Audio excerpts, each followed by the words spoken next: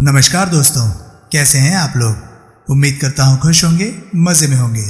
तो दोस्तों, जैसा कि आप जानते हैं, मैं इस चैनल पर लेकर आता हूँ नए नए ऑडियो बुक्स जो होते हैं कॉमिक्स से, नॉवल से और स्टोरीज से। अगर आपको ऐसे कंटेंट पसंद है तो प्लीज़ मेरे वीडियोस को लाइक करें और चैनल को सब्सक्राइब करें, क्योंकि मैं ऐसे कंटेंट लाता रहता हूँ। तो चलिए दोस्तों, इसी नोट पर आज की वीडियो शुरू करते हैं। आज जो नॉवल मैं आप लोगों के सामने प्रस्तुत करने वाला हूँ, उसकी फरमाइश की है अपने एक सब्सक्राइबर भाई ने, और आगे से भी मैं आप लोगों की फरमाइश पर ही वीडियोस बनाऊंगा। तो दोस्तों, जो भी नॉवल आप सुनना चाहते हैं उनके नाम आप कमेंट सेक्शन में मुझे ज़रूर बताएं। मैं वादा करता हूँ जैसे जैसे मुझे समय मिलेगा उन्हें एक ऑडियो बुक्स की वीडियो मैं आप तक पहुँचाऊँगा। तो आज जिस नॉवल की मैं ऑडियो बुक शुरू करने वाला हूँ, उस नॉवल का नाम है प्राइम सस्पेक्ट, जिसे लिखा है सुरेंद्र मोहन पाठक जी ने, और जिसका मेन कैरेक्टर है सुनील। और अगर एसएमपी और सुनील का कॉम्बिनेशन है तो नॉवल रहस्य और रोमांस से भरपूर होगा। तो चलिए दोस्तों, शुरू करते हैं इस रोमांचक मर्डर मिस्ट्री को, जिसका नाम है प्राइम सस्पेक्ट। चैप्टर 1।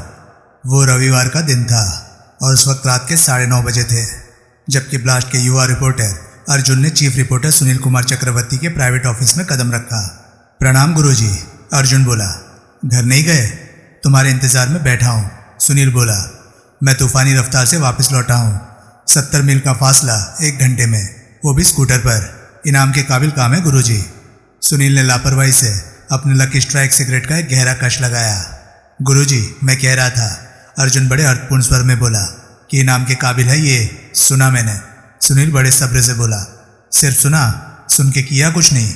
क्या करूं? कोई इनाम का बंदोबस्त कीजिए। क्या बंदोबस्त करूं? अपने बालक का गला तर करवाइए। अपनी मेज के दाईं ओर के सबसे नीचे के दराज में से जॉनी वॉकर ब्लैक लेबल की बोतल निकालकर अपने शागिर्द को चरणामुद दीजिए। ऐसी कोई बोतल नहीं है यहाँ। ही क्यों मजाक करते हो गुरुजी? अर्जुन, बकवास बंद। बिल्कुल बंद जी, बकवास का तो मतलब ही कोई नहीं। तभी चपरासी मान सिंह कॉफ़ी का एक कप लेकर वहाँ पहुँचा। ये अर्जुन बदे, सुनील बोला। एक कप और ला। मान सिंह ने कप अर्जुन के सामने रख दिया और सहमति में सिर हिलाता हुआ बाहर निकल गया। पियो, सुनील बोला। बहुत गर्म है, तब से उठती भाप का नज़ारा करता अर्जुन बोला। एक घूंट पी, मैं इसे और गर्म कर देता हूँ। और गर्म कर देते हो गुरुजी? अर्जुन सकपकाया। हाँ, फिर तो अभी लो। कप में ज़्यादा से ज़्यादा जगह बनाने की नीयत से अर्जुन ने गर्म कॉफ़ी का इतना बड़ा घूंट भरा कि उसका मुंह झुलस गया, लेकिन आगे होने वाली खिदमत की अपेक्षा में उसके मुंह से उफ न निकली। सुनील ने मेज़ की दराज से कीमती कॉन्याक ब्रांडी की एक बोतल निकाली और उससे अर्जुन का कॉफ़ी का कप ऊपर तक भर दिया। जीते रहो गुरुजी, अर्जुन ने हर्षनाद किया। सुनील मुस्कुराया। राजनगर से 65 मील दूर, झेरी से भी कोई 5 मील आगे, सुंदरवन नाम का एक रमणीय स्थल था, जो कि उस सीजन में ट्राउट फिशिंग के लिए बहुत लोकप्रिय था। उस इलाके में ट्राउट नाम की मछली को पकड़ने पर सरकारी पाबंदी थी, जो कि एक खास सीजन में ही उठाई जाती थी। उस रोज़ रविवार 11 नवंबर का दिन था और वो पाबंदी मंगलवार 6 नवंबर की सुबह से ही हटाई गई थी, यानी कि ट्राउट फिशिंग का सीज़न अभी 5 दिन पहले ही शुरू हुआ था। शाम 4 बजे के करीब ब्लास्ट के झेरी के संवाददाता ने टेलीफोन पर खबर की थी कि सुंदरवन के एक तन्हा कॉटेज में से एक लाश बरामद हुई थी। लाश पता नहीं कब से वहाँ पड़ी थी और वो कत्ले का केस मालूम होता था। नतीजतन उस न्यूज़ को कवर करने के लिए अर्जुन को फौरन झेरी भेजा गया था। तभी मानसिंह कॉफ़ी का दूसरा कप ले आया। सुनील ने कॉफ़ी की एक चुस्की ली। आप तड़का नहीं लगाओगे गुरुजी? अर्जुन बोला। तड़का? कॉफ़ी को? ब्रांडी का? नहीं, ऐसे तो मुझे शर्म आती है। किस बात से? मैं अकेला तड़के वाली कॉफ़ी पीऊँ और आप? तो फिर ऐसा कर, तो ये मेरे वाली कॉफ़ी ले ले। आप फिक्र ना करो गुरुजी, मैं शर्म को भी इसमें घोल कर पी जाऊँगा। मतलब की बात का तो कोई मतलब ही नहीं, कोई जल्दी भी नहीं। रात यहीं रहना है, घर तो जाना नहीं, ठीक? सॉरी गुरुजी, मैं अभी मतलब की बात पर आता हूँ। मैं इंतज़ार कर रहा हूँ।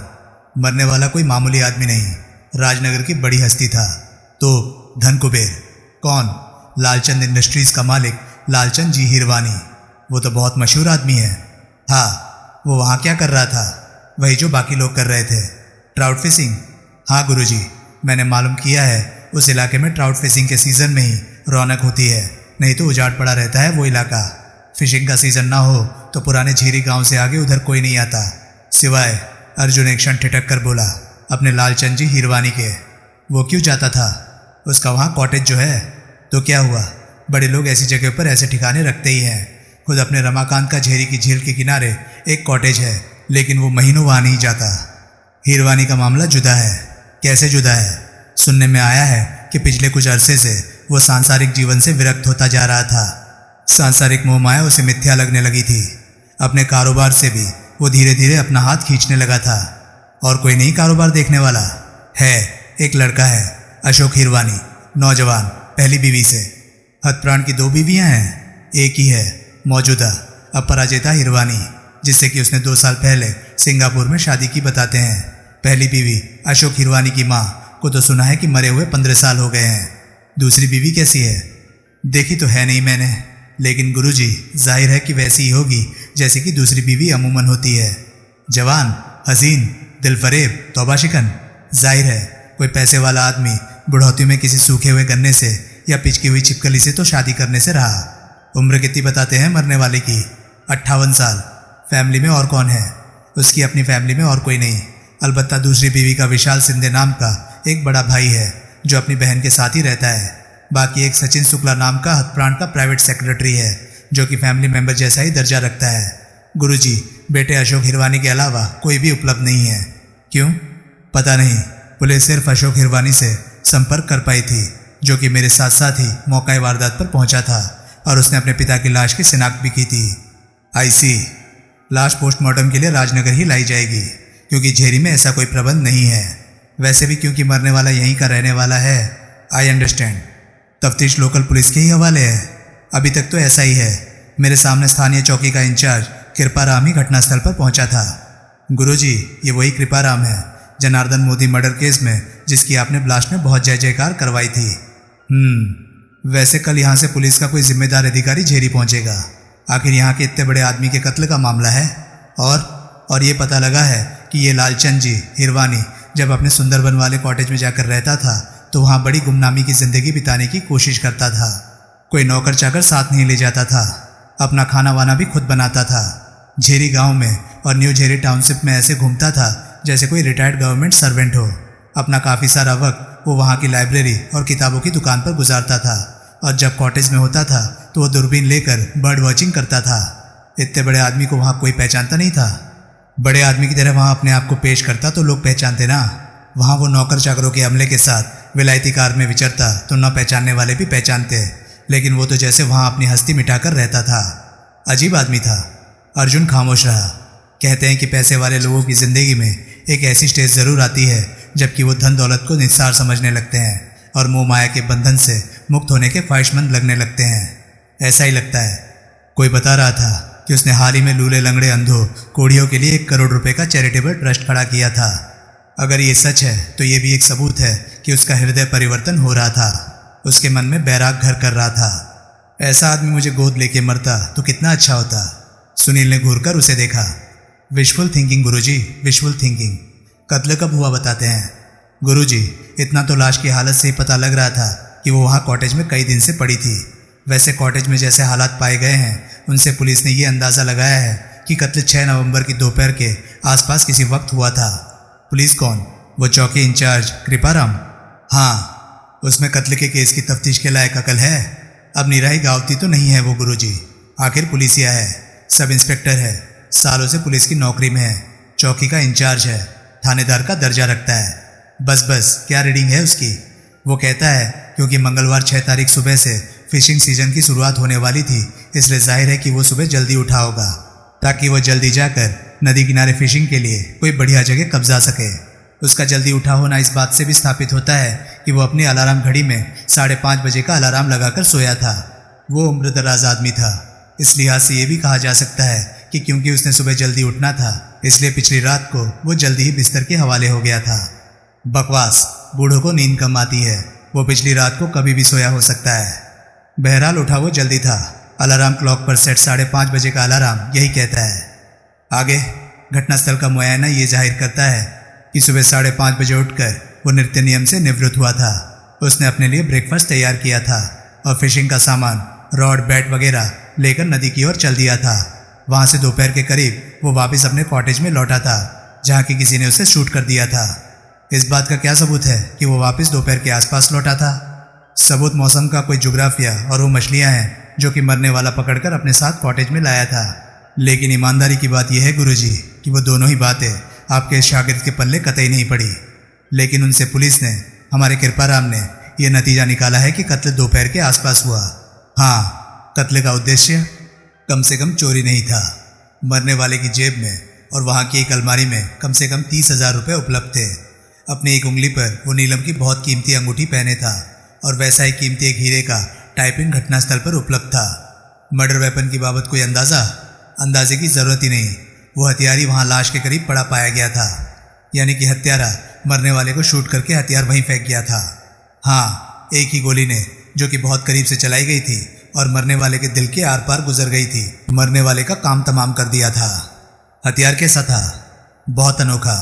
एक पुराने ज़माने की पिस्तौल, जो कि तब शायद तमंचा कहलाती थी और 2 नाली बंदूक की तरह सिर्फ 2 गोलियां चलाती थी, वहाँ पड़ी पाई गई थी। मैं आपको उसकी तस्वीर दिखाता हूँ। अर्जुन ने अपने बैग में से तस्वीरों का एक पुलिंदा निकाला। उसने उनमें से एक तस्वीर छांटकर सबसे ऊपर रखी और पुलिंदा सुनील को सौंप दिया। वीर बालक, सुनील आश्चर्य और प्रशंसा मिश्रित स्वर से बोला, तूने तो कमाल कर दिया। इतनी जल्दी फिल्म डेवलप भी कर ली, प्रिंट भी निकाल लिए। गुरुजी, वो क्या है कि ये तस्वीरें मेरी खींची हुई नहीं है। मतलब वो झेरी में कोई पुलिस फोटोग्राफर उपलब्ध नहीं है। थानेदार कृपाराम ने फोटोग्राफी की एक स्थानीय दुकान से फोटोग्राफर बुलवाया था और मौका वारदात की तस्वीरें खिंचवाई थी। इन तस्वीरों की उपलब्धि की दिशा में मेरा योगदान सिर्फ इतना है कि उस फोटोग्राफर को शीशे में उतार कर उसकी खींची तस्वीरों का एन सेट मैंने भी हासिल कर लिया था। गुरुजी, बहुत पैसे देने पड़े, वापस मिल जाएंगे ना? तुमने खुद कोई तस्वीर नहीं खींची? मैंने खींची है काफ़ी तस्वीरें, मैं उन्हें कल सुबह बनाऊंगा। आज, सुनील सख्ती से बोला। गुरुजी, आप तो स्लेव ड्राइवर अभी। ठीक है, अर्जुन भुनभुनाता हुआ बोला। अभी तो अभी, नौकरी जो ठहरी, नौकरी काम नौकर का, नौकरी में नखरा कैसा? उसकी बातों की तरफ तनिक भी ध्यान दिए बिना सुनील तस्वीरों का मुआयना कर रहा था। वो तस्वीरें थी विभिन्न कोणों से लाश की, पलंग के करीब की एक टेबल की, जिस पर कि एक अलार्म क्लॉक पड़ी थी, और मर्डर वेपन की। लाश वाली तस्वीर में लाश पीठ के बल फर्श पर पड़ी दिखाई दे रही थी। उसकी बाईं बांह लाश के समानांतर उसके बाएं पहलू के साथ चिपकी हुई थी, जबकि दाईं बांह पहलू से संपूर्ण सा बनाती हुई बाहर को फैली हुई थी। लाश की खस्ता हालत तस्वीर से ही काफ़ी हद तक जाहिर हो रही थी।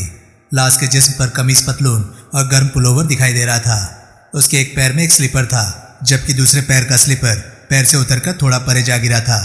लाश की छाती में गोली का सुराख एन उसके दिल के ऊपर दिखाई दे रहा था। कॉटेज में, सुनील ने पूछा, ये बस एक ही कमरा है जो तस्वीरों में दिखाई दे रहा है? नहीं, अर्जुन बोला, एक बड़ी सी किचन भी है, एक स्टोर भी है, एक बाथरूम भी है। उनकी तो कोई तस्वीर इनमें नहीं दिखाई दे रही। वो मैंने खींची है। गुड, तो तमाम प्रिंट जब बन जाए तो मेरी मेज़ पर रख देना। आज ही, अभी? रिपोर्ट प्रिंट से पहले तैयार करना। तौबा, अर्जुन बोला। गुरुजी, मैं शादी इसलिए नहीं कर रहा क्योंकि मुझे सख्त हाकिम के अंडर काम करने से डर लगता है। अगर मुझे पता होता कि आपने भी मेरे साथ ऐसे ही पेश आना है तो फिर तो मैं शादी ही कर लेता। बातें बनाना खूब सीख गए हो। शागिर्द किसका हूँ? लाश कैसे बरामद हुई थी? कॉटेज में टेलीफोन है। कॉटेज के कोई 200 गज परे से गुजरती सड़क पर किसी की कार खराब हो गई थी। वो शख्स गैरेज से मिस्त्री बुलाने के लिए झेरी फ़ोन करना चाहता था। उसने कॉटेज तक पहुंचती टेलीफोन की तार देखी थी तो वो फ़ोन की खातिर वहां पहुंच गया था। वो अभी कॉटेज के करीब ही पहुंचा था कि सड़ती लाश और सड़ती मछली की दुर्गंध उसके नाखूनों को टकराने लगी थी। उसने कॉटेज की एक खिड़की से भीतर झांका था तो भीतर लाश पड़ी पाई थी। फ़ोन करने का इरादा छोड़कर वो तत्काल वापस सड़क पर लौट आया था और लिफ्ट लेकर झेरी पहुंचा था। फिर गैरेज से उसने पुलिस चौकी फ़ोन किया था तो पुलिस मौका वारदात पर पहुंची थी। किस वक्त? 3 बजे के करीब, यानी कि लाश कम से कम 5 दिन बाद बरामद हुई। हाँ, और अगर वो फ़ोन करने का ख्वाहिशमंद शख्स कॉटेज पर ना पहुंचा होता तो लाश अभी भी कॉटेज में ही पड़ी सड़ रही होती और पता नहीं कितने दिनों तक यूं ही पड़ी रहती। जाहिर है। अब हथप्राण का साहबजादा, क्या नाम बताया था उसका? अशोक हिरवानी। हाँ, अशोक हिरवानी। अब वो कहाँ है? अभी झेरी में ही है? नहीं, वो तो जब लाश पोस्टमार्टम के लिए यहाँ लाई जा रही थी तो मुर्दा गाड़ी के साथ ही यहाँ लौट आया था। यहाँ कहाँ पाया जाता है वो? नॉर्थ शोर में, नॉर्थ शोर बंगला नंबर 4। सुनील ने डायरेक्टरी निकाली। उसने उसमें हिरवानी की एंट्री तलाश की, उसके आगे के पते की तस्दीक की और फिर वहाँ का टेलीफोन नंबर फ़ोन पर घुमाया। तत्काल घंटी बजने लगी। फिर दूसरी ओर से किसी ने फ़ोन उठाया। अशोक हिरवानी प्लीज़, सुनील बोला। साहब घर पर नहीं है, उत्तर मिला। कहाँ गए हैं? मालूम नहीं। आप कौन हैं? मैं चौकीदार हूँ, रामधन। घर में और कौन है? कोई नहीं। साहब कब लौटेंगे? मालूम नहीं। लौटेंगे तो सही। मुझे नहीं मालूम साहब। ठीक है, अज्ञान में ही मज़ा है, मज़ा करो प्यारे लाल। सुनील ने फ़ोन रख दिया। वो अर्जुन ने राय दी, पुलिस हेडक्वार्टर में हो सकता है, मोर्ग में हो सकता है। सुनील ने सहमति में सिर हिलाया। उसने दराज को ताला लगाकर चाबियां जेब के हवाले की और उठ खड़ा हुआ। मैं चलता हूँ, वो बोला। तुम अपना काम मुकम्मल करके जाना। अर्जुन ने सहमति में सिर हिलाया। कोताही ना हो। नहीं होगी। और एक बात और, वो भी बोलिए। मैंने मेज़ की दराज का ताला तब्दील कर दिया है। तुम्हारी जो चाबी दराज में लग जाया करती थी वो अब नहीं लगने वाली। जी? यानी कि मेरी गैरहाजिरी में मेरी बोतल निकाल कर उसकी विस्की डकार कर, बोतल में डकारी हुई विस्की जितना ही पानी मिलाकर बोतल वापस रख देने वाली तुम्हारी करतूत अब नहीं चलने वाली। क्या कह रहे हो गुरुजी? अर्जुन के नेत्र फैले। मैंने तो ऐसा एक बार भी नहीं किया। एक बार ही नहीं किया होगा मेरे जिगर के टुकड़े, बाकी कोई बार नहीं छोड़ा होगा। गुरुजी, ये तो आपकी बड़ी ज्यादती है। जिगर का टुकड़ा भी कहते हो और माल को मुकफ्फल करके भी रखते हो। तुम्हारी ही भलाई के लिए, क्योंकि मैं बोतल में जहर भी मिलाकर रख सकता हूँ। आप ऐसा नहीं कर सकते। क्यों नहीं कर सकता? क्योंकि यूं बेध्यानी में आपकी कारगुजारी के आप खुद शिकार हो सकते हैं। हो सकता है आपको याद ही ना रहे कि आपने बोतल में जहर मिलाया हुआ है। क्यों याद न रहे? सुनील आंखें निकालता हुआ बोला। मेरी याददाश्त कमज़ोर है। शायद हो। बढ़ती उम्र के साथ साथ ऐसे नुक्स अक्सर पैदा होने लगते हैं। क्या? सुनील कहर भरे स्वर से बोला। कुछ नहीं, कुछ नहीं। अर्जुन तनिक हड़बड़ाए स्वर में बोला। आप बॉस हैं, जो मुनासिब समझे कीजिए। बहरहाल। क्या बहरहाल? आपको मिसगाइड करना मेरा फर्ज था। सुनील की हंसी छूट गई। अर्जुन भी बड़े फरमायनी ढंग से दांत निकाल कर हंसा। सुनील ने पुलिस हेडक्वार्टर और विक्टोरिया अस्पताल में स्थित सरकारी मॉर्ग दोनों जगहों का चक्कर लगाया। अशोक हिरवानी नाम का बंदा दोनों जगह ही नहीं था। वो यूथ क्लब पहुंचा। रमाकांत उसे रिसेप्शन के पीछे बने अपने ऑफिस में मिला। सुनील ने भीतर कदम रखा तो पाया कि कमरा चार मीनार के कसैले धुएं से भरा हुआ था।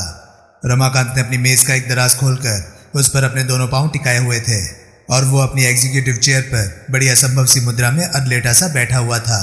उसके सामने सुनील की उम्र का एक गोरा चिट्टा नौजवान बैठा था, जिसके चेहरे पर उस घड़ी मुर्दनी सी छाई मालूम हो रही थी। दोनों के सामने विस्की के ग्लास रखे थे। भाई वाह! सुनील पर निगाह पड़ते ही रमाकांत सीधा हुआ और हर्षित स्वर में बोला, इसे कहते हैं शैतान को याद करो और शैतान हाजिर। सुनील मुस्कुराया। आओ प्यारे, बड़ी लंबी उम्र है तुम्हारी, 1000 साल जियोगे।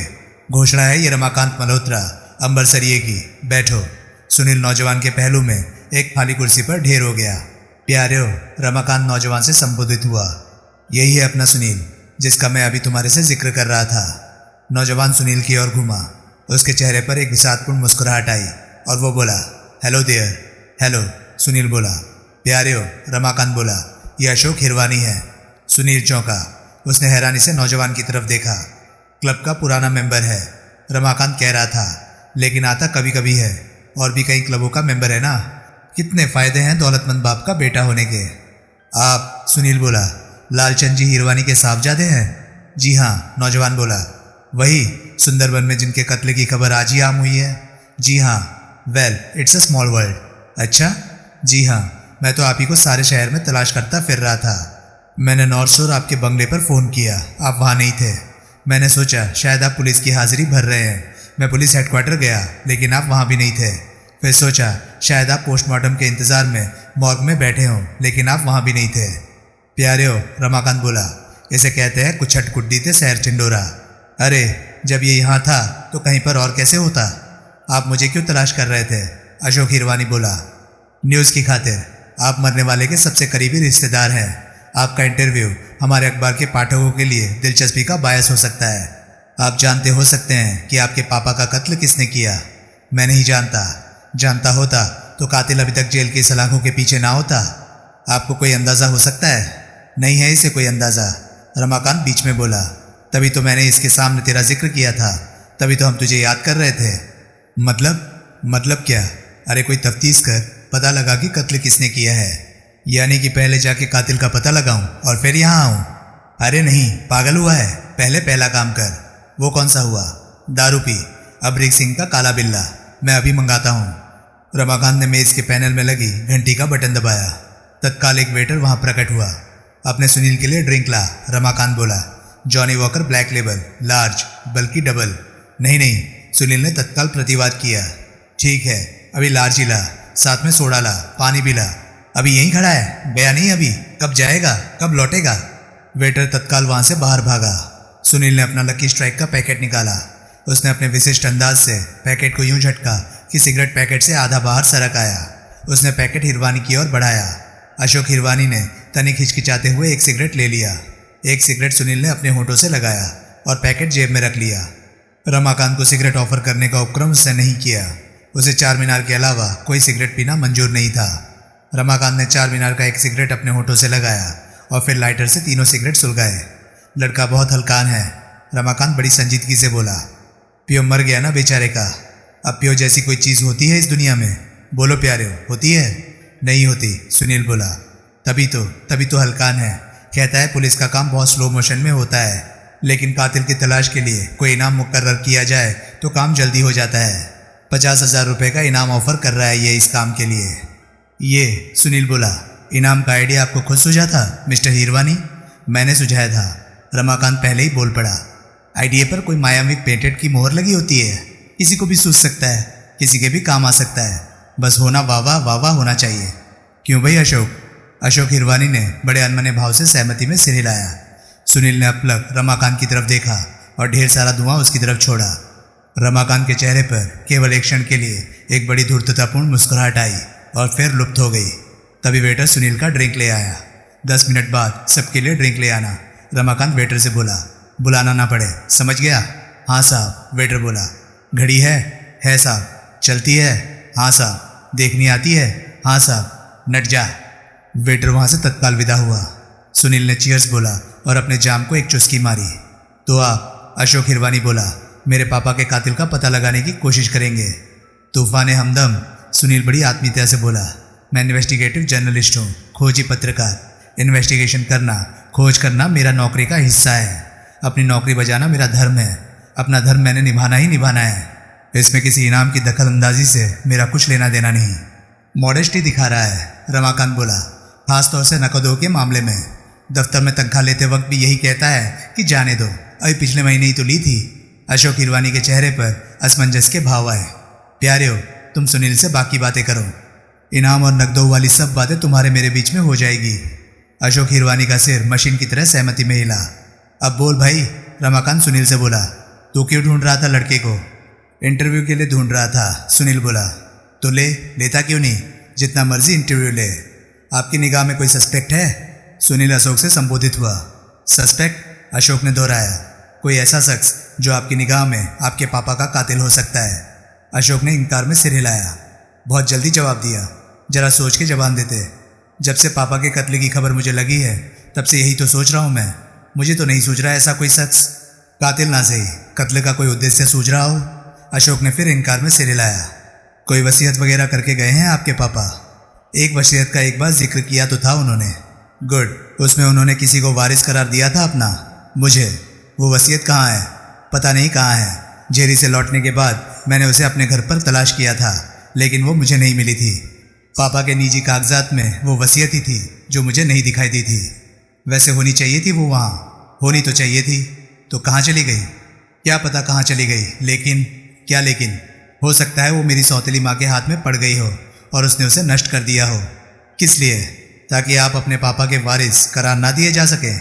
और क्या वजह हो सकती है? वसीयत की गैरहाजिरी में तो वो ही दावा पेश करेंगी अपने वारिस होने का। आखिर वो मेरे पापा की ब्याहता बीवी हैं, लेकिन आप उसे अपनी माँ तस्लीम नहीं करते।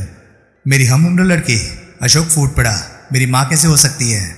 असलियत में नहीं हो सकती, रिश्ते में हो सकती है। आपके बाप की बीवी होने की वजह से हो सकती है। मुझे ज़बरदस्ती का रिश्ता मंजूर नहीं। रिश्ता खून का होता है, सिर्फ खून का। ऐसे ख्यालात आपके अब बने हैं या शुरू से थे? शुरू से थे। नापसंद करते हैं आप अपनी माँ को? हाँ, बहुत ज़्यादा। और सच पूछो तो मैं तो अपने पापा से भी बहुत खफा था उनकी इस हरकत के लिए। अच्छा? हाँ, ये कोई बात हुई? अकेले सिंगापुर गए, वापस 2 बन के आ गए, फरमा दिया कि ये तुम्हारी माँ है। ऐसे कोई माँ हो जाती है? हो तो जाती है, लेकिन खैर। तो सिंगापुर में मुलाकात हुई आपके पापा की अपनी दूसरी बीवी से? अपराजिता नाम है ना उनका? हाँ, वो लड़की बम्बई की रहने वाली है। फैशन मॉडल बताती है अपने आप को। बम्बई में लालचंद इंडस्ट्रीज़ का काफ़ी कारोबार है। पापा का बहुत आना जाना होता था बम्बई में। हमारे टेक्सटाइल मिल के फैशन शोज़ में अपराजिता आम देखी जाती थी। सिंगापुर भी वो एक फैशन शो के ही चक्कर में गई थी।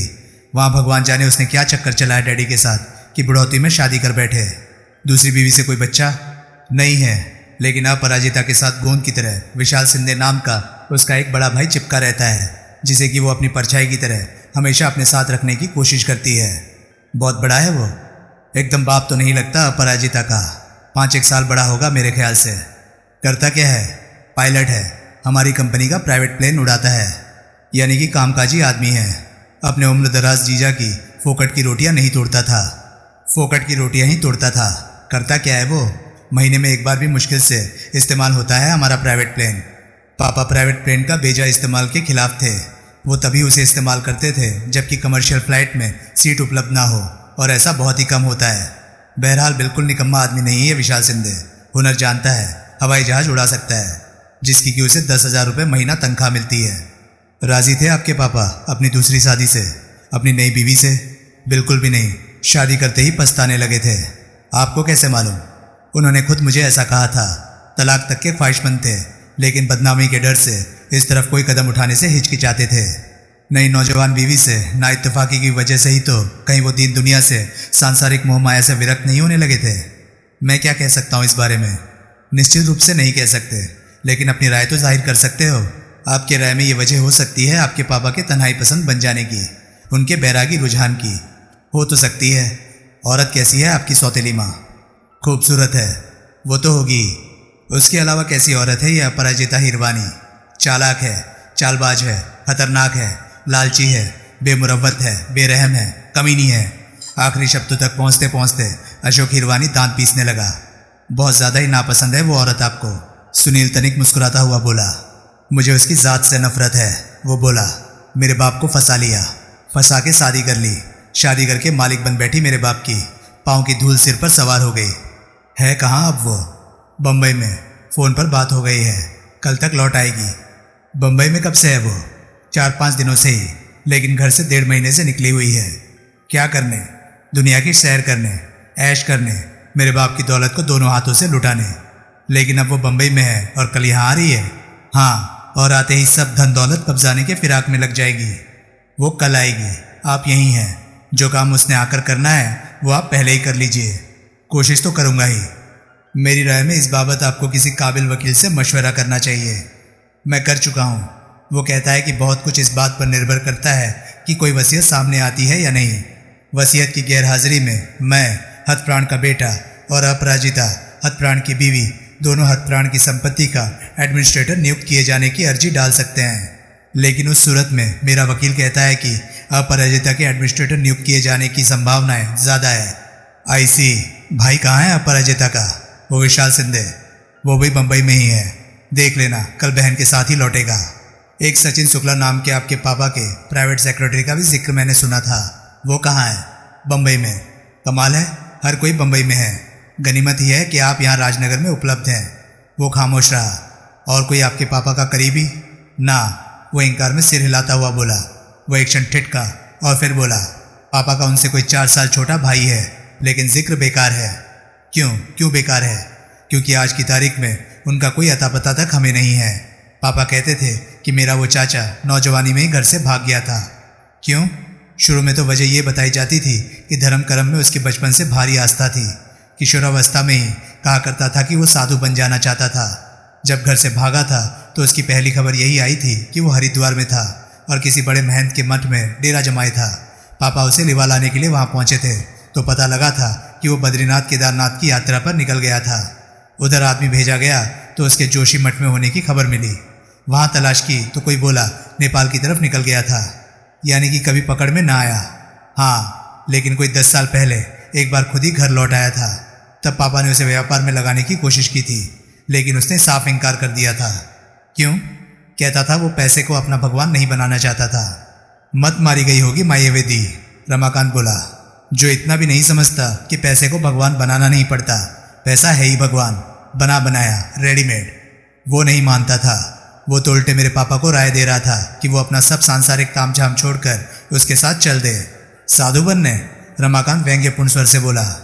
साधु तो वो भी नहीं बना था, बस सोहबत ही की थी उसने साधुओं की, और ये सबक हासिल किया था कि सांसारिक मोह माया सब मिथ्या थी। पढ़ा लिखा था? खूब। रिसर्च स्कॉलर था। कबीर पर पीएचडी की थी उसने। पुरानी लाइब्रेरियों और म्यूजियमों के धक्के खाना उसका शौक था। वह मरे माइया वाह, ए ओ जया चाचा, रमाकांत झल्ला कर बोला। कहाँ से आ टपका बीच में वो? अशोक हिरवानी चुप हो गया। तभी वेटर ड्रिंक्स ले आया।